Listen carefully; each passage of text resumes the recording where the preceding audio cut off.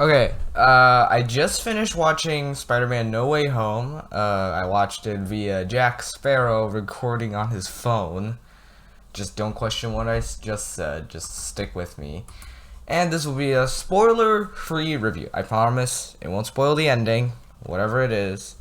Um, but like, there will be some minor spoilers because like, most of the spoilers that, people speculated are already in the movie, so yeah, let's get this started. So the story is that Spider-Man's identity has been found, and that Peter Parker wants his identity erased, but then he tampers with the spell, and then all hell breaks loose.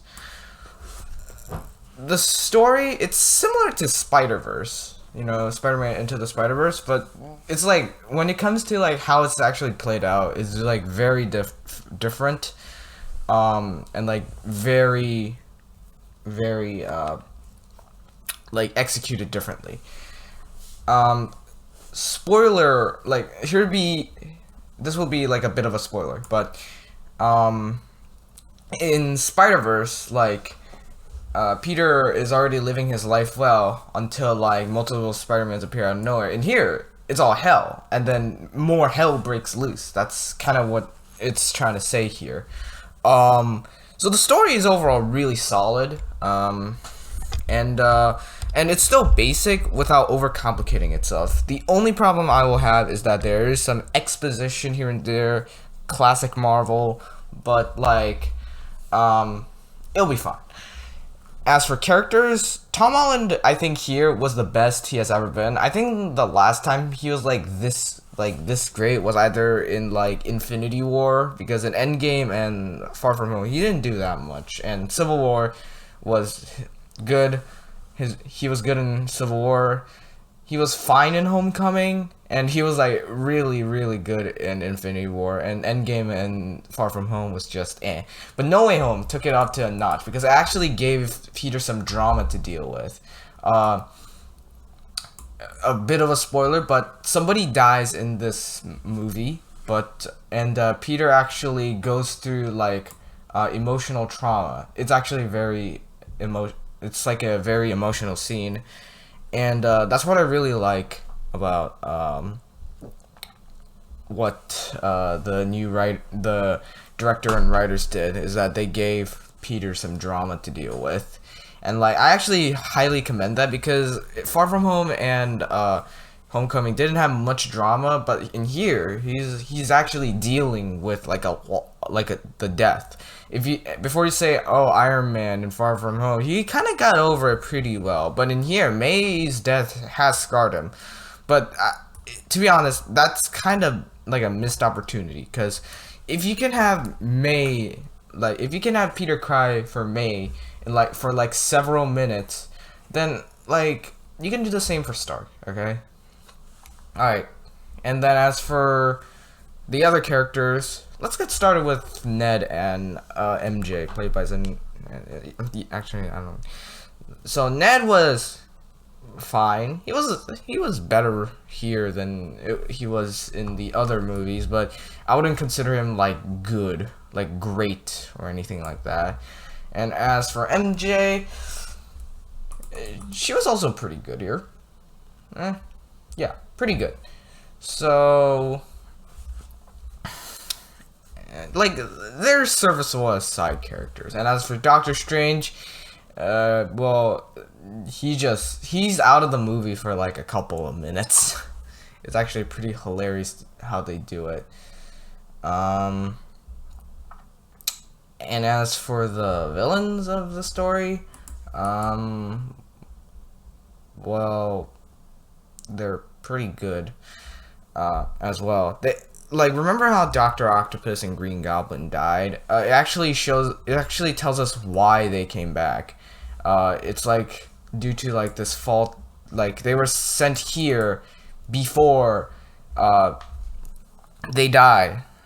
They even say it out loud in one scene, I think.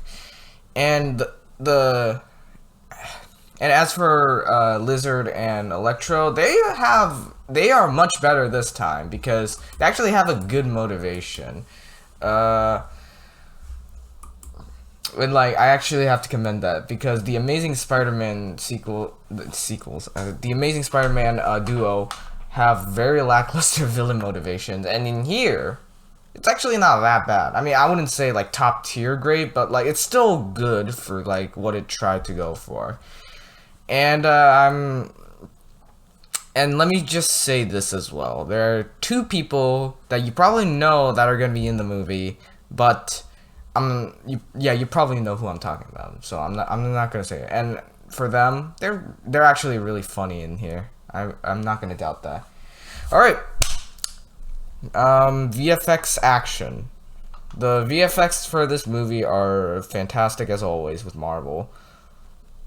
But like in this standard, I would actually consider it like one of the better CGI Marvel created, because the thing is, Black Widow and like Shang-Chi and Eternals to an extent,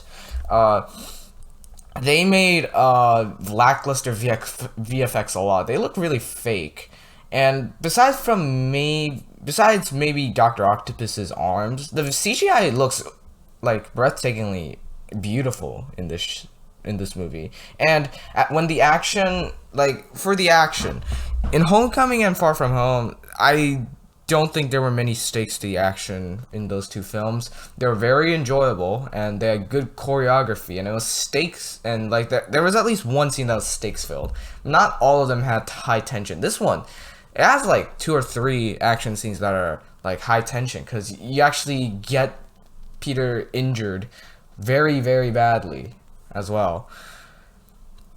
And as for any flaws I had, well, again, exposition, sometimes lackluster CGI with Doc Ock, and the jokes were pretty stupid as well, like typical MCU. And oh yeah, and also, I thought Doctor Strange was a little annoying. Like, he seemed like a very whiny boy, so that's why I'm just like, okay, they're gonna find a way, obviously, deal with it. And, yeah, and that's all I have to say. Sorry if I stuttered a lot. This is not scripted, obviously. So overall, Spider-Man No Way Home was like a really breath of fresh air after we got the filler that was Black Widow and the disconnected joints between Shang-Chi and Eternals. Hopefully they all line together, because I think No Way Home will connect to Multiverse of Madness, hopefully. Because Phase 4 is not looking that good right now. But, you know, we'll have to see. So overall, I would give No Way Home... I only give whole number scores. So, like, the thing is, I'm flip-flopping between an 8 and a 9 out of 10. I would consider 9 out of 10. Yeah, 9 out of 10. Let's do that, yeah. Although it's a very light 9, like, I would consider it better than... So, like, here's my ranking for the top 5. It's Infinity War, and then Winter Soldier, then Endgame, then Iron Man 1, and then Civil War. I would consider it above Civil War. Yeah, I think that would be good. Yeah.